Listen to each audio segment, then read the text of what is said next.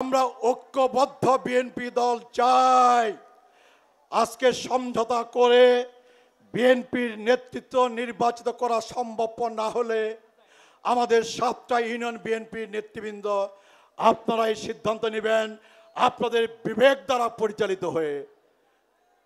আপনারা সিদ্ধান্ত নেবেন আপনাদের অভিজ্ঞতা থেকে শিক্ষা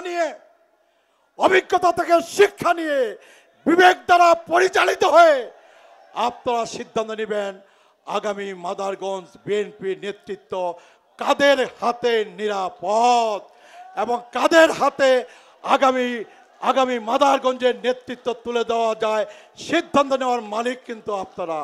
আমি আশা করি, আমি বিশ্বাস করি আপনারা আপনাদের অভিজ্ঞতা থেকে শিক্ষা নিয়ে, আপনাদের মেধা দিয়ে, আপনাদের বিচক্ষণতা দিয়ে, আপনাদের বিবেক দিয়ে পরিচালিত হয়ে কোনো লোভ লালসার কাছে নতির স্বীকার না করে, কোনো ভয় ভীতির কাছে নতির স্বীকার না করে নীতি এবং আদর্শের পথে অবিচল থেকে আপনারা আপনাদের নেতৃত্ব নির্বাচিত করবেন সেই আশা আমি পোষণ করি।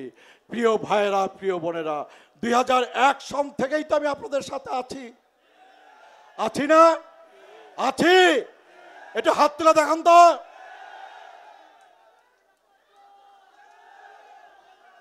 2001 সন থেকেই আমি আপনাদের সাথে আছি। আল্লাহ পাক আমাকে এখনো এমপি নির্বাচিত করেন নাই। আমি আপনাদের সকলকে অনুরোধ করে বলতে চাই আপনারা সবাই দলের ঐক্যকে টিকিয়ে রাখবেন। আপনারা সবাই দলের সম্মান, দলের মর্যাদা, দলের ভাবমূর্তিকে আপনারা সমুন্নত রাখবেন এবং যদি ঐক্য অটুট রাখা যায়, ঐক্য রক্ষা করা যায়, দলের সম্মান, দলের ইজ্জত, দলের ভাবমূর্তিকে যদি রক্ষা করা যায়, আমার বিশ্বাস আমরা যে নির্বাচনের জন্য অপেক্ষা করছি না, আমরা একটি অবাধ নিরপেক্ষ সুস্থ নির্বাচনের জন্য অপেক্ষা করছি। এই বাংলাদেশে আমরা বহু বছর আমরা ভোট দিতে পারি না, বহু বছর আমরা নির্বাচনের মধ্য দিয়ে আমরা এমপি বানাতে পারি না, আমরা স্থানীয় প্রতিনিধি নির্বাচিত করতে পারি না, সংসদ বানাতে পারি না, সরকার গঠন করতে পারি না। আমরা অপেক্ষা করছি।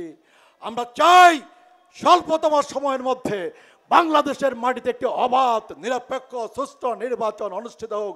বাংলাদেশের মানুষ যাতে উৎসব মুখর পরিবেশে লাইনে দাঁড়িয়ে ব্যালট পেপার হাতে নিয়ে পছন্দসই প্রার্থীকে ভোট দিয়ে এমপি বানাতে পারে, আমরা সেই নির্বাচনের আশায় বসে আছি।